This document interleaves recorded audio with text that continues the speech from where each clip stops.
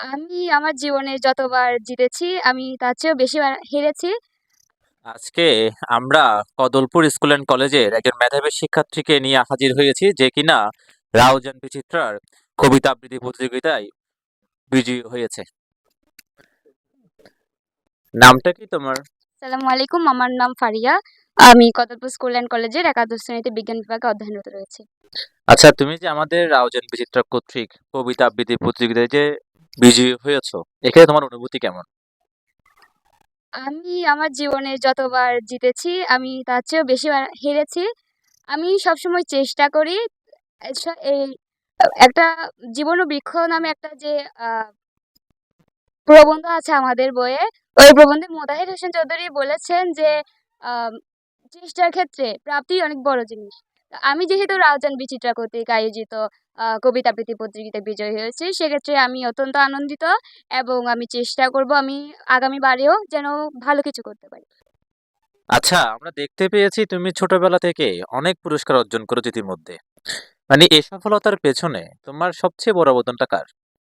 আমার আ প্রাইমারি স্কুলে আমি তেমন একটা অ্যাক্টিভ ছিলাম না। আমি হাই স্কুল জীবনে প্রচুর অ্যাক্টিভ ছিলাম এবং এক্ষেত্রে আমি আমার জীবনে সবচেয়ে বেশি অবদান আমাদের কদলপুর স্কুল অ্যান্ড কলেজের সম্মানিত সহকারী প্রধান শিক্ষক সুমন বড়ুয়া স্যারের। আচ্ছা, তোমার ভবিষ্যতের স্বপ্নটা কি? ভবিষ্যতে আমি একজন ইঞ্জিনিয়ার হতে চাই এবং ইঞ্জিনিয়ার হয়ে আমি যে দেশের যে সকল প্রান্তিক এলাকার জনগণ মানে কষ্টে আছে আমি তাদের সেবা করতে চাই। আচ্ছা, আমাদের সেবা করবে? অবশ্যই। নাকি রাস্তাঘাটটা যদি তোমার যখন বানাবে তখন কোনো ২ নম্বর কোনো ইট-টিট দিবে না কোনো?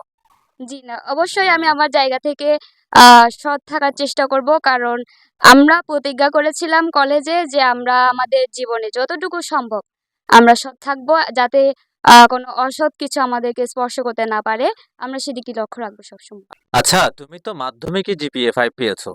তুমি তো চাইলে শহরে অনেক ভালো, ভালো কলেজে তুমি যেতে পারতা। তুমি কদমপুর স্কুল অ্যান্ড কলেজকে বেছে নেওয়ার কারণটা কি ছিল?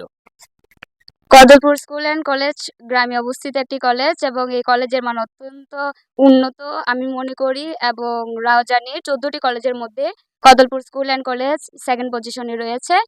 তো সেক্ষেত্রে আমি মনে করি যেহেতু মুসলিম চৌধুরী স্যারের মতো গুণীমান মানুষ এই কদলপুর স্কুল অ্যান্ড কলেজ থেকে আসতে পেরেছে, আমিও যদি চেষ্টা করি তাহলে আমি শহরের যে উন্নত জিনিস সেটাকে উন্নতকে আরো উন্নত না করে যেটি অনুন্নত আমি সেটিকে উন্নত করতে পারবো। সেক্ষেত্রে আমি শহরের কলেজ বাদ দিয়ে আমি কদলপুর স্কুল অ্যান্ড কলেজকে বেছে নিয়েছি।